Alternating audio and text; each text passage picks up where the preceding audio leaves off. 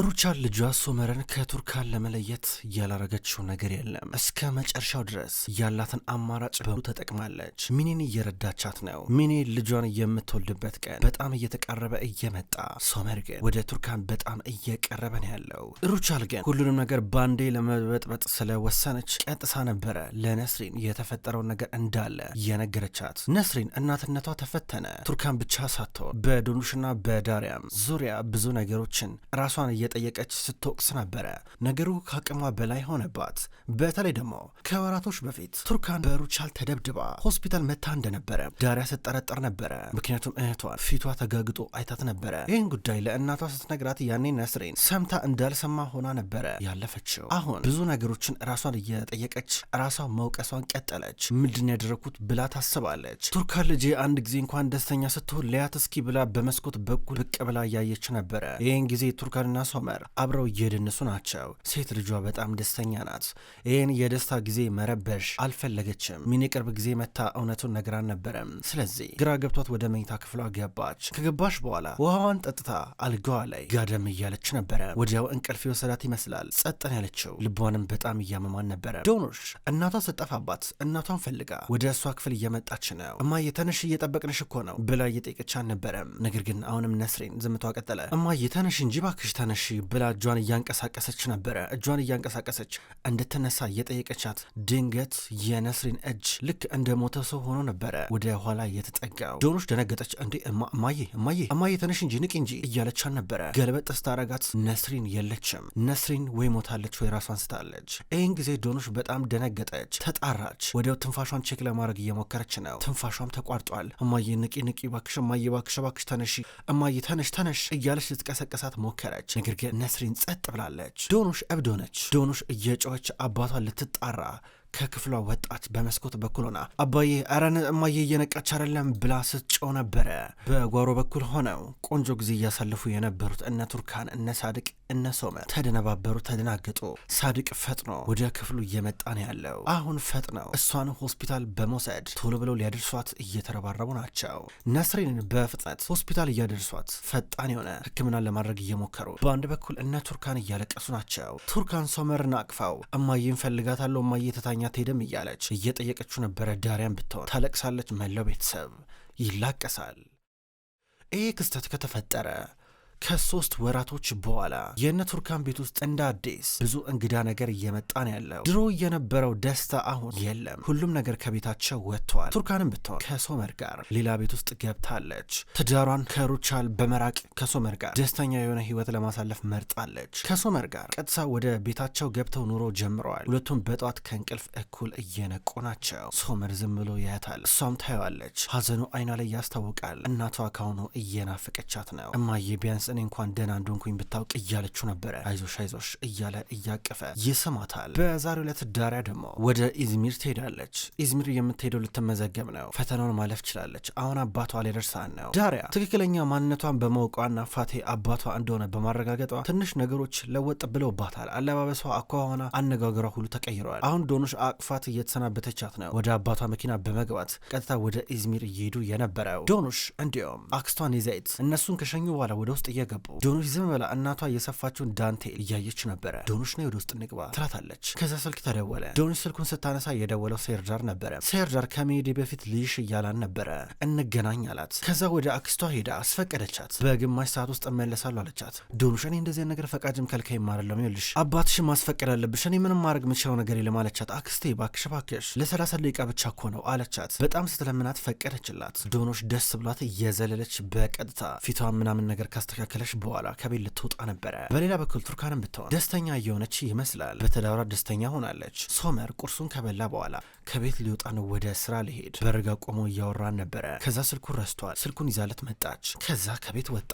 ከዛ ቤቷ ላይ ሆና ቻው እያለች እጇን እያወዛወዘች ስትሸኘው ነበረ። እሱም መኪና ውስጥ ገባ። መኪና ውስጥ ገና ከመግባቱ ስልክ ተደወለለት። ደዋያው ሚኔ ናት። ሚኔ ምን ተፈጠረ ይላታል። ሶመር ይኸውልህ ችግር ተፈጥሯል አለችው። ይኸውልሽ ሚኔ ማለቃቀሱን ተይውና የተፈጠረውን ነገር ንገሪኝ ይላታል። ኧረ ሶመር እየመጣ ነው ልጁ እየመጣ ነው አለችው። ኧረ እባክሽ መጣው ብሏት ተጣርፎ መኪናውን አስነስቶ ወደ እሷ እየሄደ ነበረ። ቱርካን ምን ሆኖ ነው ሶመር እነዚህ ተጣርፎ ሄደው ብላ ቤቷ በርጋ ሆና ስትመለከተው ነበረ። ከዛ ድንገት ዞር ስትል ሁለት ወንዶች እሷ ቤት አካባቢ ዝም ብለው ያንዣብባሉ። አየቻቸው። ምነካቸው ብላ ግራ ገብቷት ወደ ውስጥ ገባች። ከዛ መስኮቶቿን እየዘጋች ነበረ በጣም ፈርታ። በአንድ በኩል ዶኑሽን ብትሆን ሴርዳርን አገኘችው። ሴርዳርና ዶኑሽ ከወራቶች በኋላ ተገናኙ።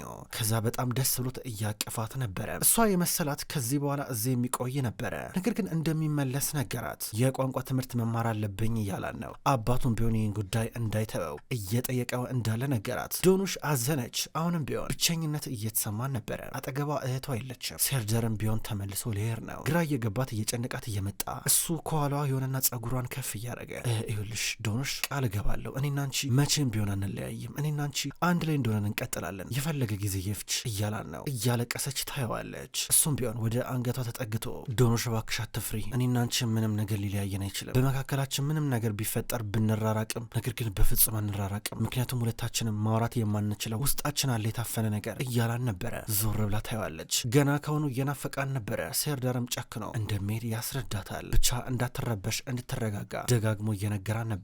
በዚሁ መንገድ እየተቃቀፉ ናቸው። በሌላ በኩል ቅርብ ጊዜ የኦዞር ልጅ ነኝ ብሎ ወደዚች ከተማ የመጣው ሙስጠፋ አሁን የሆነ ቦታ ተቀምጦ ሻይ እየጠጣ ነበረ። ትልቅ ገበያ አካባቢ ነበር ያለው። ቁጭ ብሎ ዙሪያውን እየተመለከተ ሻይ እየጠጣ ነበረ።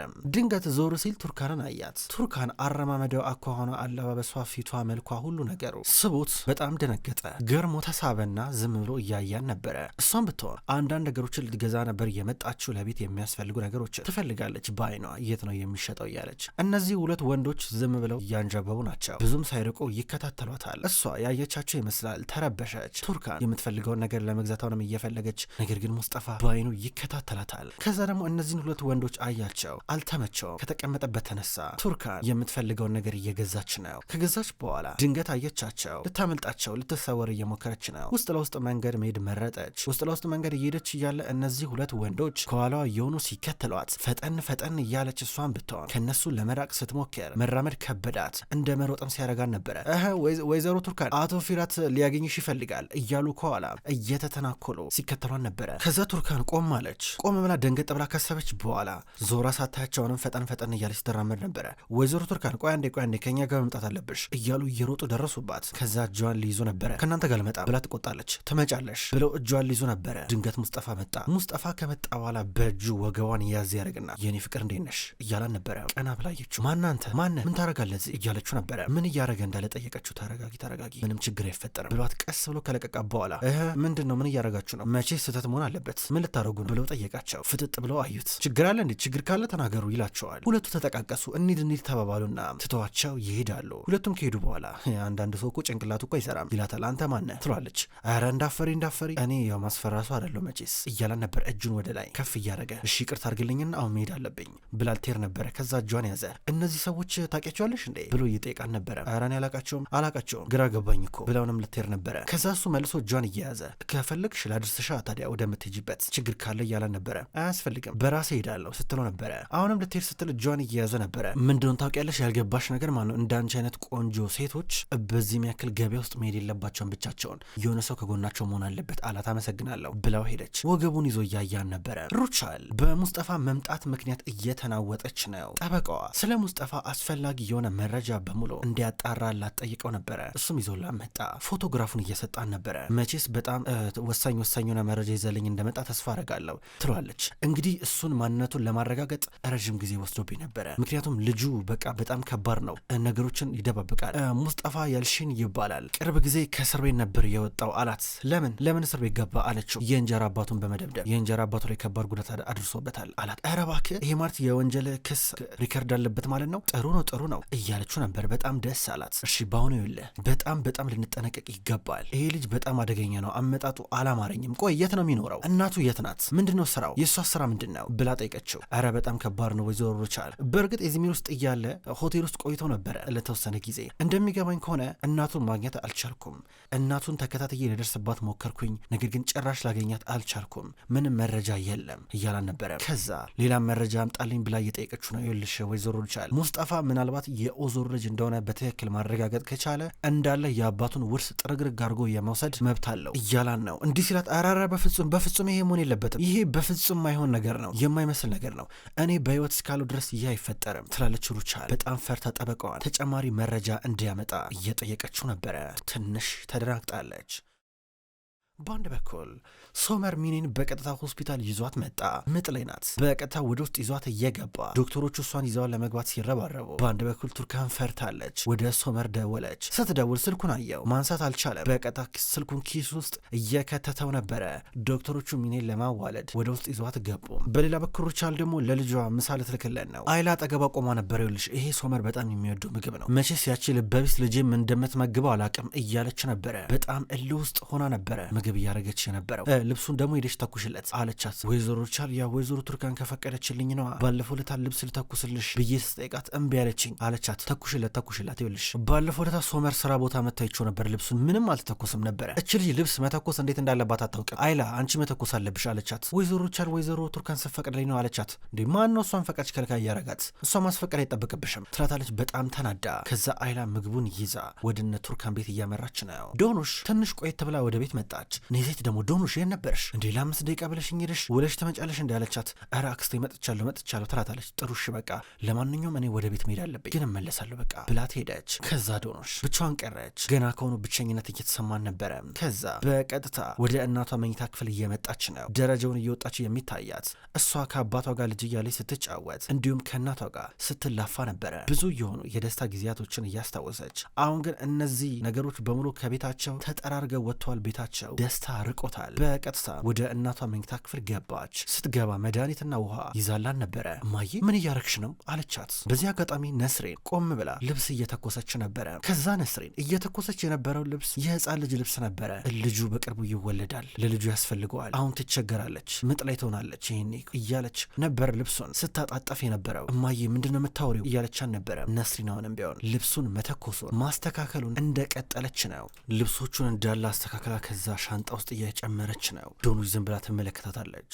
በሌላ በኩል ኒያት በቀጥታ ሚኔ ወዳለችበት ሆስፒታል እየመጣ ነው ያለው። ሶመር ቁጭ ብሎ ይጠባበቃል። ኒያትና ሶመር ተፋጥጦ እዚህ ምልቶ መጣ እያሉ ነበረ። እዚህ ምልቶ መጣ ልጄ ላይ ነው እያሉ ነበር። ኒያት አንተ ምንም ብታመጣ ምንም ይሄ ልጅ እጅ አይገባም እያሉ ነበረ። ሁለቱ እንዲተፋጠው ድንገት ዶክተሩ መጣ። ከመጣ በኋላ እንኳን ደስ አለ እያሉ ነበረ። ዝም ብሎ ሶመርን እየተመለከተው ከዛ ሚኔ ሴት ልጅ እንደወለደች ተናግሮ ሄደ። ሶመር ደስ አለው። ከዛ በኋላ ኒያትን ሴት ልጅ አጠገብ አደርስም ብሎ እየጮኸበት ነበረ። ቱርካን ለራሷ ደግሞ ትንሽ ተናናቅጣለች። እቤት መጣች። እንደመጣች በርና መስኮት እየዘጋች ነው። ብዙም አልቆየችም። አሊያ እየመጣች ነው። ሶመር የሚወደው ምግብ ሩቻ ልካለታለች እያለቻት፣ በአንድ በኩል ቱርካን ትንሽ ትናድዳለች። ከዛ ልብስ እንዲተኮስላት ጠየቀቻት። ቱርካን አመሰግናለሁ እያለቻት ነው። ከዛ ትንሽ ሞቅ ቃላትና አይላ መስኮቱ ልትከፍት ስትሞክር ቱርካን እየዘጋችባት ነው። ምን ተፈጠረ ስትላት፣ ኧረ የሆኑ ወንዶች እየተከታተሉኝ ነው ትላታለች። ከዛ ዛሬ ሲከታተሏት ስለነበሩ ሰዎች የሆነችውን ነገር ነገረቻት። ስለ ሙስጠፋ ምንም ያለቻት ነገር የለም። ነስሪን ደግሞ ልብሱን በደንብ ካስተካከለች በኋላ ከቤት ልትወጣ ነው። ከዛ ከቤት ርቃ ወጣች። ዶኑሽ ባንድ በኩል እማዬ የት ሄደች ብላ እየፈለገቻት ነው። በፈልጋት አጣቻት። ከዛ እንደ እብድ በየሰፈሩ እየሮጠች ስትዞር ነበረ። ከዛ ድንገት አገኘቻት። እማዬ ነው የምትሄጂው ስትላት ነበረ። ዝም ብዬ ዞር ልበል ብዬ ነው። ትምህርት የለም እንዴ አለቻት። እማዬ ትምህርት አለ እማራለሁ ስትላት ነበረ። መማር አለብሽ እሺ የኔ ልጅ ትምህርት እየተማርሽ ነው አይደለ? ተማሪ እሺ፣ ትምህርት ጥሩ ነው እሺ እያለቻት ልክ ከዚህ በፊት እንደማታውቃት ሆና ስትመክራን ነበረ። ከዛ ዶኑሽ አዎ ተምሬ ነበር፣ ፈተና ተፈታኝ ነበርኩኝ በዚህ ዓመት ግን አልተሳካልኝም አለቻት። አይዞሽ ትምህርት በጣም ጠቃሚ ነገር ነው በተለይ ለሴት ልጅ ተማሪ እሺ ብላ እየመከረቻት ነበር እየሳቀች። ልክ እናቷ እንደማታውቃት ሴት ሆነችባት። ዶኑሽ ነገር ልቧን እየሰበረው እያለቀሰች ነው። አብራት ደግሞ እንዳጠፋባት ተጨንቃ እጇን በደንብ ይዛት ሲራመዱ የነበረው ወደፊት። ክብሯን ተመልካቾች እንኳን ወደ ቅመም ስቶሪ የዩቲዩብ ቻናል በሰላም መጣችሁ። ክብሯን ተመልካቾች የወፍ ጎጆ ድራማ ከተጀመረ ብዙ ክፍሎች ተቆጠሩ። ውድ ተመልካቾች የወፍ ጎጆ ድራማ አሁንም ቢሆን ይቀጥላል። ሁልጊዜም ቢሆን ዘውትር እየመጣችሁ የምትከታተሉ በላይካችሁ በኮሜንታችሁ የምታግዙኝ የዘውትር ተመልካቾች በጣም አድርጌ ለማመስገን እወዳለሁ። ውድ ተመልካቾች በቀጣይ በአዳዲስ ክፍሎች ድጋሚ የምንገናኝ ይሆናል። እስከዛው ድረስ ግን በያላችሁበት መልካም ቆይታ ይሁን።